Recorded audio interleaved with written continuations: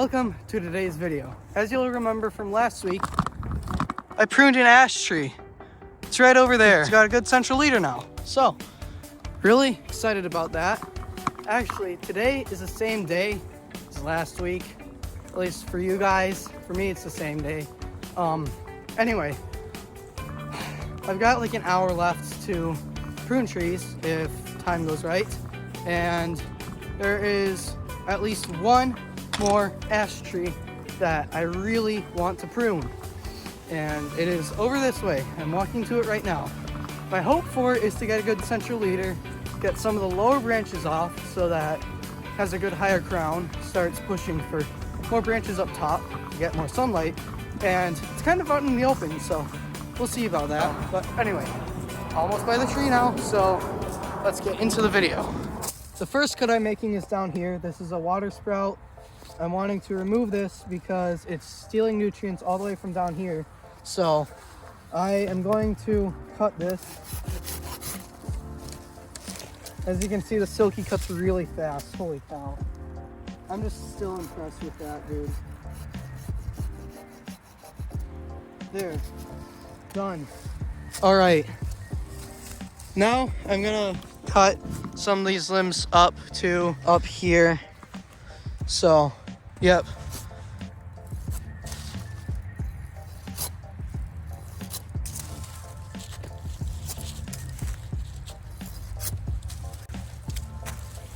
Okay, this is a branch collar. You can see how bulgy it is. This is where you're gonna wanna cut. If you cut behind this, it will have a very tough time sealing, which a lot of people call healing, but it's really not healing. It's just the tree closing off and developing. I'll show you once I'm done with this cut. But what you want to do first is you make a cut here and you make a cut here. That way, if the bark tears back, it will stop here. So I'll show you. If your cut comes off, it just snaps there instead of tearing the bark all the way. Let me finish this, because this is really a small branch to even do that on. But anyway, as I said, you would then cut here. And now this is outside of the collar, so this will have a very easy time closing that wound. I'll show you on this one now. You can see collars right here. First, make your cuts.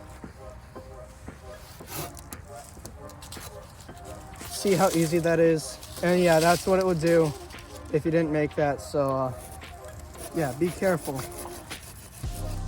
And this is a flush cut. You never want to make those. I'm only making it because this branch is coming off. So yeah, don't make those unless you're like cutting down a tree. There, branch collar is intact.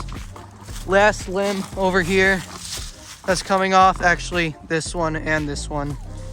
This is a very steep incline, so I'm just gonna, you can watch from over here actually, guys. But anyway, then I'll move on to the leaders because that's all this tree needs.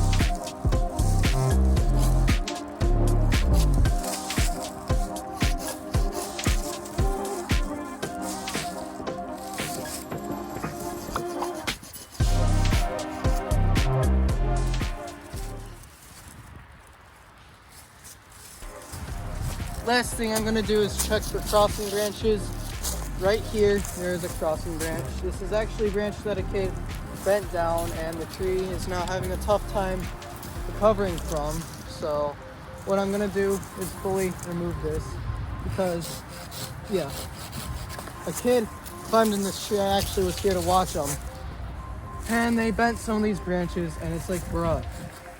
But anyway, they were safe, they didn't fall. This tree is too dense for you to really fall out of. There. That's done. All right. Now it's time to get the leader defined. Let's go do that. I'm gonna have to climb up there and just zip that off. All right. Let me do that.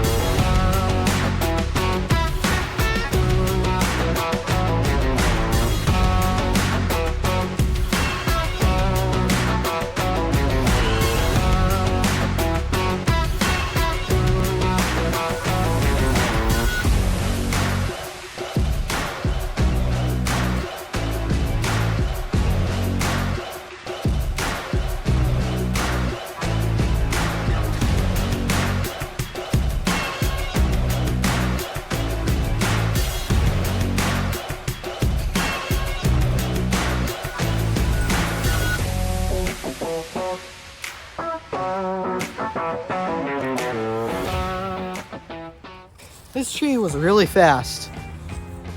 So, I mean, yeah, this is how it looks after I'm done pruning it.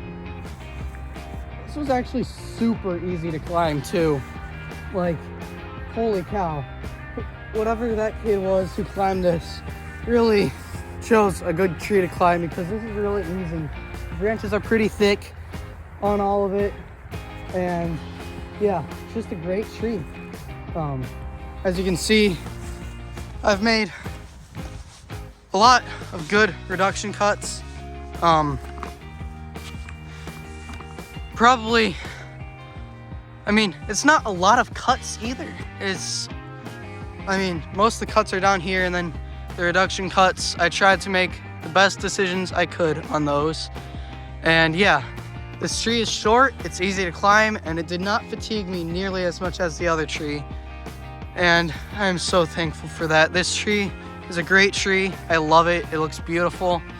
This should set it up for a great life, and I will solve its EAB issue with treating it, and hopefully it decides to accept the treatment and live a long, beautiful life. And by the way, I know it's like super dangerous to climb trees without ropes.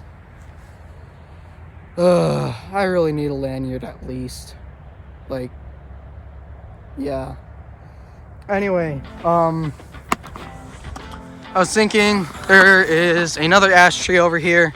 Watch the YouTube short I make on that. I'm just gonna make a couple of pruning cuts to get some of the lower odd branches out of the way. By the way, that's the biggest ash tree that I found. I'll show you in the YouTube short.